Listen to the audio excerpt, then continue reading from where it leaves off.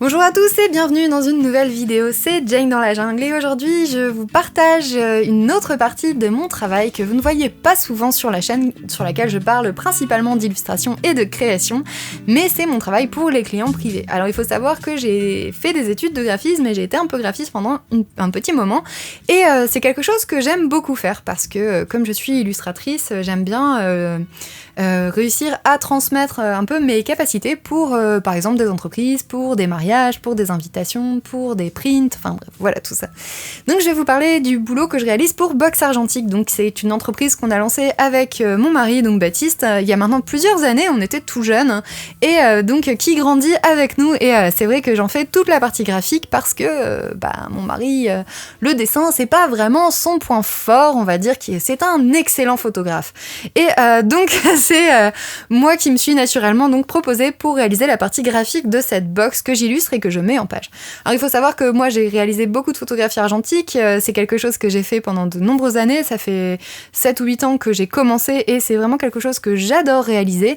La photographie argentique, je trouve que c'est très intéressant, c'est également quelque chose qui permet d'avoir des photographies sur des négatifs, donc vous savez les négatifs c'est choses qui ont disparu pour beaucoup de gens, mais en fait il y a une grande communauté argentique aujourd'hui en ligne et donc c'est pour ça qu'on a lancé Box Argentique qui est en fait à la fois une box de pellicule dans laquelle on retrouve une fiche explicative, des défis, un stickers, une pellicule mystère, un tirage, mais également des cours en ligne, toute une communauté en fait d'abonnés qui échangent ensemble et qui partagent en fait sur ce site et c'est vraiment un site et un projet entrepreneurial complet qu'on réalise seulement à deux, à côté de nos travails, parce qu'on a aussi plein d'autres choses qu'on réalise. Et aujourd'hui, je vous emmène avec moi pour vous montrer les différentes étapes que je réalise tous les 2 mois pour préparer les fiches et les stickers de la box argentique. Donc là, ça sera celle d'octobre dernier. Donc tout d'abord, je demande à Baptiste en fait de m'envoyer la liste des défis, ainsi que la liste de caractéristiques de la pellicule et toute la partie texte, parce que moi je réalise pas la partie texte, c'est vraiment Baptiste qui le fait.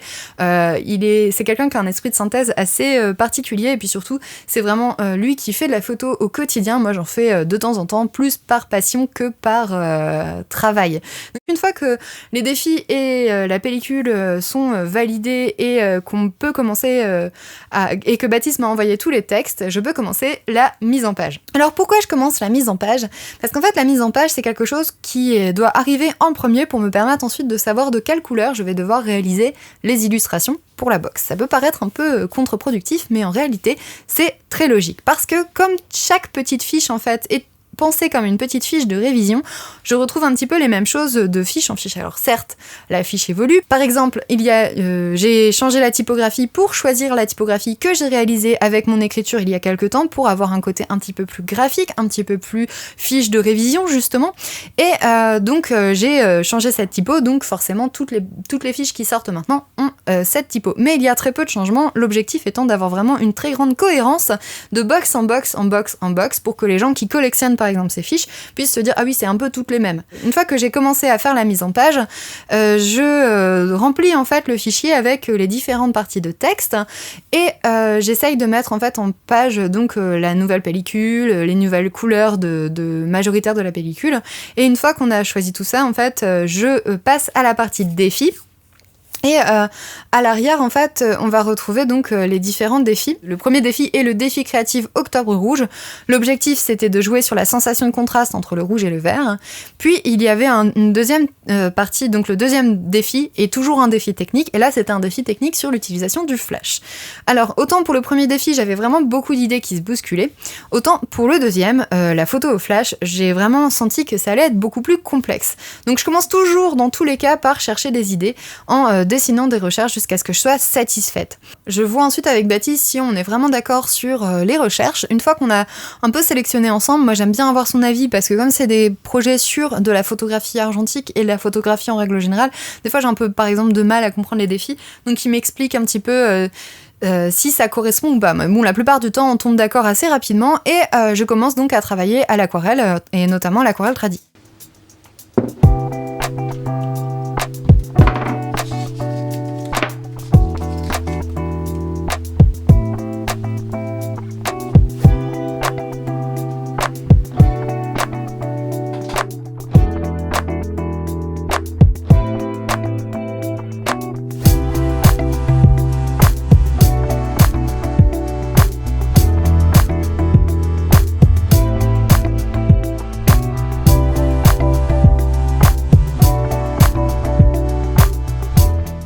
j'ai pas toujours travaillé en tradi pour ce projet. Au début, je commençais vraiment à faire en digital. Je me disais que ça irait plus vite et que ça serait plus simple en fait pour faire les fiches. Et finalement, en fait, j'ai préféré changer parce que je me suis rendu compte en fait que c'était pas du tout à la hauteur de ce que j'étais capable de faire et je trouvais que c'était dommage en fait de travailler en digital alors que j'ai ces connaissances en traditionnel qui sont quand même très intéressantes. Et en fait, je me suis rendu compte que ça me faisait pas perdre de temps et en plus derrière j'avais vraiment une qualité d'image qui était mais bien plus élevée que ce que je pouvais réaliser avant avec le digital. Alors ça peut paraître un peu étrange mais en fait j'aime beaucoup la réalité des grains du papier, de l'aquarelle et ce genre de choses et j'ai trouvé ça dommage en fait de pas le mettre en avant dans la box parce que c'est des personnes qui aiment justement l'aspect physique des objets puis qui font de la photographie argentique donc avec des négatifs, avec des procédés en fait physiques à l'intérieur de leurs photos. Et c'est vrai que depuis qu'on est passé à ça, je trouve que c'est beaucoup plus raccord avec les valeurs de la box. Donc je travaille sur 2 illustrations en même temps pour être bien sûr de garder les mêmes mélanges de couleurs et surtout j'essaye de garder vraiment donc la même teinte que celle qu'on utilise pour l'arrière de la fiche. Et donc garder une cohérence totale en fait sur la fiche qu'on va avoir. Donc une fois que j'avance sur l'aquarelle et que l'aquarelle est terminée, je réalise donc les recherches pour le sticker, ce qui fait également partie de la box maintenant.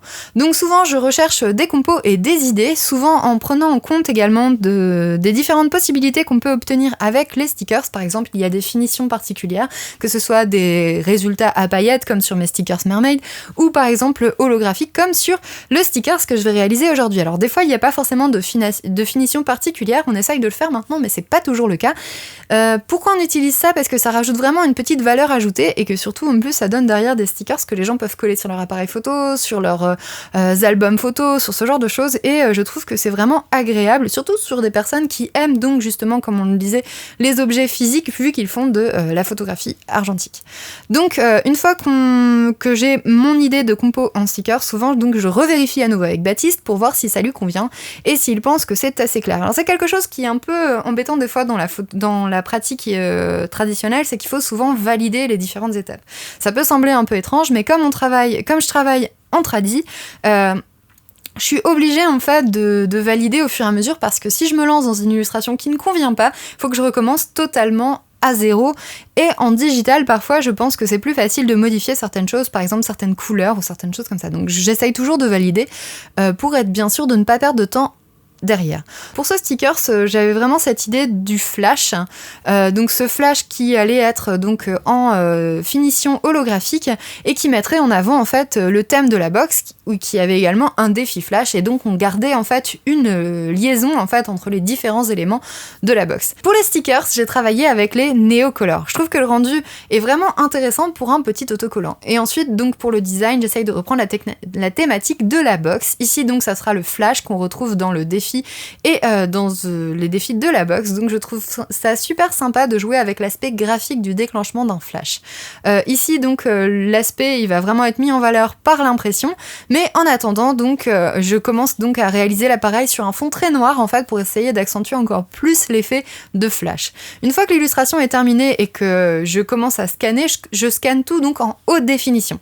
Ça peut sembler un peu étrange, mais quand on travaille en traditionnel, je trouve qu'il y a toute une partie d'apprentissage du scanner qui est vraiment important à comprendre si on veut réussir à faire des bons fichiers imprimés. C'est vraiment une formation que j'ai essayé de me mettre à jour sur le long terme pour essayer de progresser et de proposer des prints et des réalisations finales qui sont vraiment bien. Et j'apprends encore un peu, mais je pense que le fait d'avoir fait des études de graphisme, ça m'aide beaucoup pour comprendre tout ça. Mais je crois que j'entends sonner. Tiens, voici les commandes, elles viennent d'arriver, donc là l'imprimeur vient de tout envoyer, je viens de tout recevoir. En vrai c'est un processus qui peut prendre parfois 3 semaines, donc j'ai un peu fait la magie du montage, mais je suis toujours vraiment contente de voir le rendu final des différents objets imprimés de la box. Ça permet vraiment de voir tout son travail en fait à la fin. C'est vrai que c'est très très très gratifiant de pouvoir donc manipuler les différentes cartes par lesquelles on est passé, de voir les différents effets qu'on a réalisé en impression. Que ce soit pour les stickers, que ce soit pour les fiches, ça permet également de voir si on a vraiment fait le bon choix de papier avant l'impression, même si par exemple aujourd'hui j'utilise donc les échantillons qui sont souvent mis en proposition par les imprimeurs pour me permettre de faire mon choix de papier final. Donc moi je suis vraiment super contente de cette box, je pense que c'est une des plus jolies que j'ai réalisées en graphisme depuis le début de la box, et maintenant c'est vraiment la qualité qu'on recherche dans chacune des box qu'on me propose, et c'est vrai que c'est super chouette de voir ce projet progresser et de voir un petit peu toute la partie graphique qui progresse également avec. Donc maintenant il ne nous reste plus qu'à préparer les envois, donc ça peut paraître anodin, mais quand on en est à des centaines de commandes, des fois ça prend énormément de temps. On fait vraiment tout nous-mêmes, on fait même l'empaquetage, la préparation des box, et il y a également par exemple toute la partie graphique de la préparation du packaging. Donc là on commence à essayer d'en faire une autre partie. Donc je vais sûrement devoir retravailler sur cette partie-là dans quelques temps, mais pour l'instant, j'avais réalisé un tampon pour le logo de Box Argentique pour avoir cet effet très linogravure, très un peu roots, un peu artisanal, et c'est le tampon qu'on utilise pour tamponner et préparer toutes les box de tout Box Argentique. Donc ça prend souvent quand même pas mal de temps. Donc voilà, on n'a plus qu'à tout envoyer à la poste, et les abonnés donc découvrent à ce moment-là donc toutes les box, et c'est vrai que c'est très agréable d'avoir ensuite le retour des abonnés. Il y a des très belles histoires qui se passent avec les abonnés qui nous envoient des fois des cadeaux, des choses comme ça, parce qu'ils sont vraiment très contents des box et c'est quelque chose qui leur plaît. Et en ce moment, on voit vraiment beaucoup d'effusions entre les différents abonnés qui vont commenter les uns sur les autres sur leur espace protégé en ligne. Pour des gens qui ont du mal, par exemple, à partager leur production photographique, ça permet d'avoir un peu un espace de sûreté sur lesquels ils ont vraiment beaucoup de bienveillance et des conseils pour progresser. Donc j'espère que cette petite plongée dans la partie un peu graphique et technique de mon travail illustratif et graphique vous aura plu. Pour moi, c'était vraiment quelque chose qui tenait vraiment à mon cœur de pouvoir partager avec vous, et pour pouvoir également prouver que l'illustration traditionnelle, c'est pas has-been, c'est pas quelque chose qui fait forcément perdre du temps, au contraire, même des fois ça fait gagner à la fois du temps mais de la qualité, et ça permet d'avoir donc des résultats qui sont vraiment super intéressants, que ce soit pour des projets entrepreneuriales, même des petits projets entrepreneuriales, ça peut vraiment être très intéressant de voir les résultats, et surtout c'est également quelque chose où vous allez ajouter de la valeur ajoutée à votre produit final et à vos impressions. Donc sur ce, j'espère que la vidéo vous aura plu. On se retrouve dans pas trop longtemps, j'espère, parce que je suis un peu overbookée en ce moment. Et je vous souhaite à bientôt pour une nouvelle vidéo. Salut!